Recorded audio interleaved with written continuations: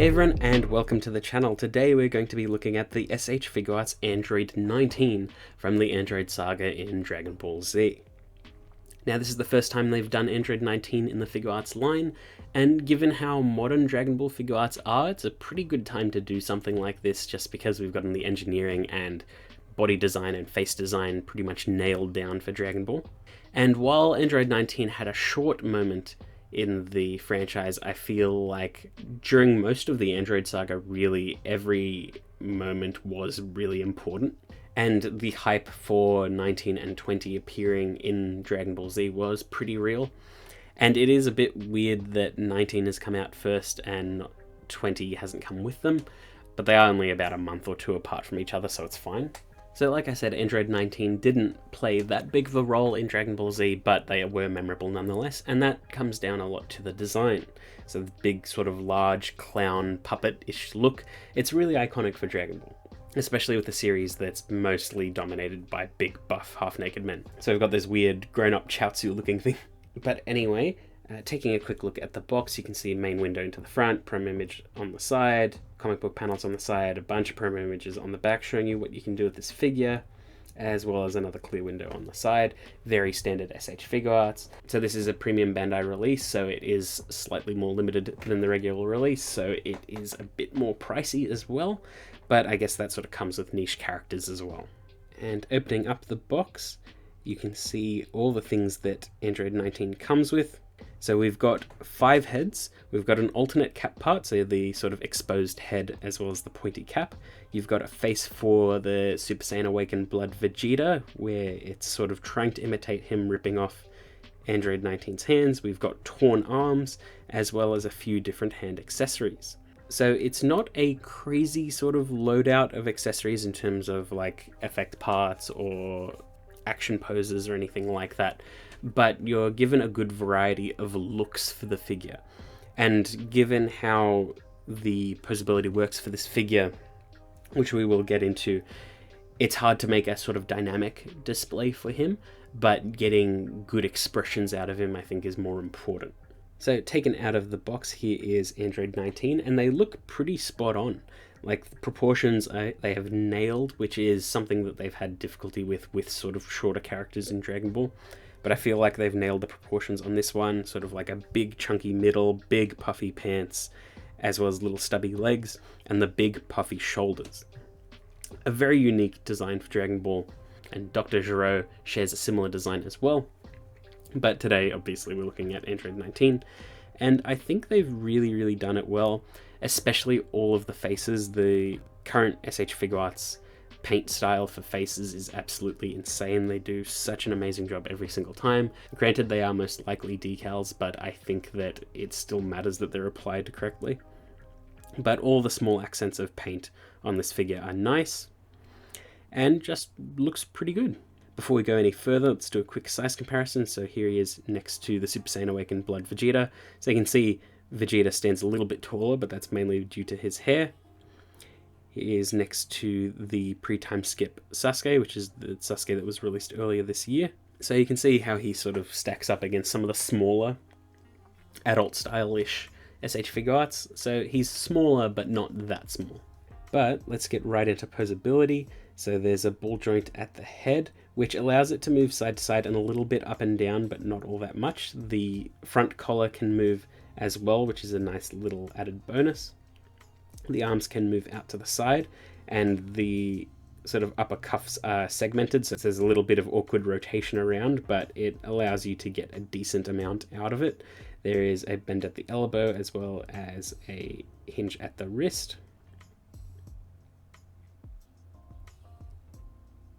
The joints on mine are a bit tight, but you can activate a butterfly joint at the back, which allows the arms to move forward really far, which is good for the destroyed arms look.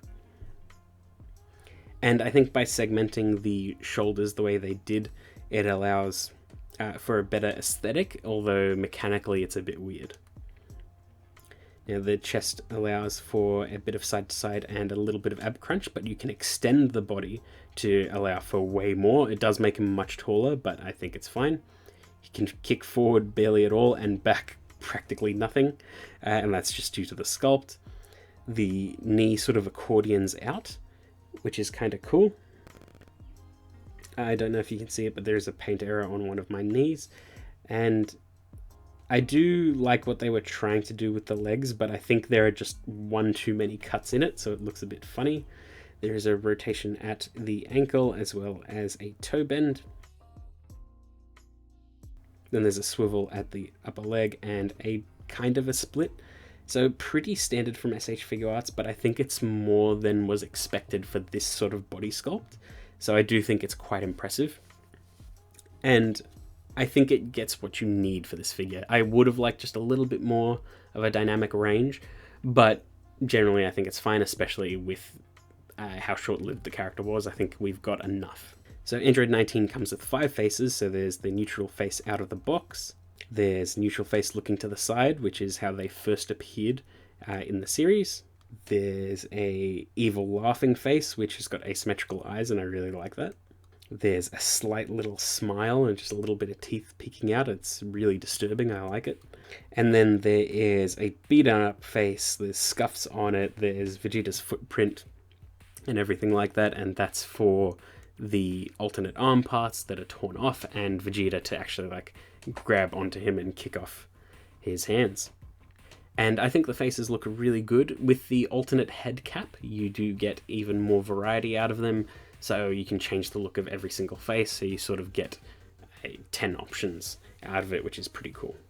And of course you also get the alternate Vegeta head. I think it's a bit of a waste of an accessory, if I'm being completely honest. It's just him yelling, looking down. Like, I don't think we needed that. It seemed like genuinely a waste. I think we would have been better off getting like a actual like 3.0 Vegeta and having accessories for him instead, but I think this is rather superfluous. I don't think we really needed the face at all. We already had a shouting face for that Vegeta, and if he was looking forward, it didn't really matter. But it's cool nonetheless, and like it's painted well. So yeah, there's that. And it matches the metallic hair sculpt of the actual Saiyan Awakened Blood Vegeta well as well, so that's good. And once you swap out the arms for Android 19, which is very easy, you can swap on the damaged head as well, and you can make that iconic scene where his hands have just been ripped off, and it looks absolutely amazing. I feel like the whole reason why this figure exists is for this exact thing. And yeah, it's just really, really, really well done. I'm glad that the swapping accessories part worked just flawlessly. The Tamashii are getting way better at stuff like that, because usually I hate folded arms accessories or just taking anything off the figure and swapping something else in, and it works really, really well like this.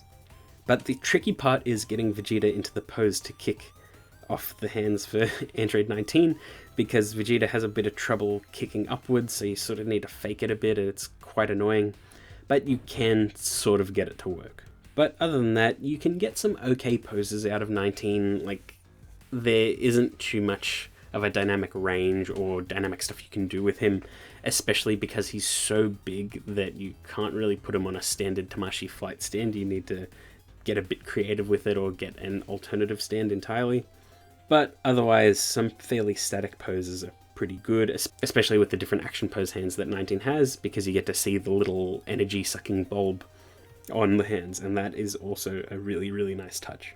Swapping out all the hands is easy because the ball joint is quite large. Swapping out their heads is easy enough, but the ball joint seems a little bit weak. And swapping out the head caps is actually way easier than I thought it would be. You can sort of do it just with your hands, but you do get an alternative tool to poke it out. So that's good. And yeah, it's just a pretty decent figure. Like I said, a bit more range than I thought it would have, but not enough range to really get that much out of it. And comes with all the accessories they sort of needed to come with. And it's just good. There's nothing really stand out about it. They recreated the iconic scene that they needed to perfectly. And yeah, it's just a pretty decent figure. I think it'll be better once the Zero's out, because then they pair together very nicely. If you've got all the androids, even better. Hopefully we'll be getting a new 16, 17, and 18 at some point. Or even just a re-release, just because it's really, really hard to get them. But I believe we'll be getting new cells as well. The way they're teasing Android Saga, it feels like we're amping up to something like that.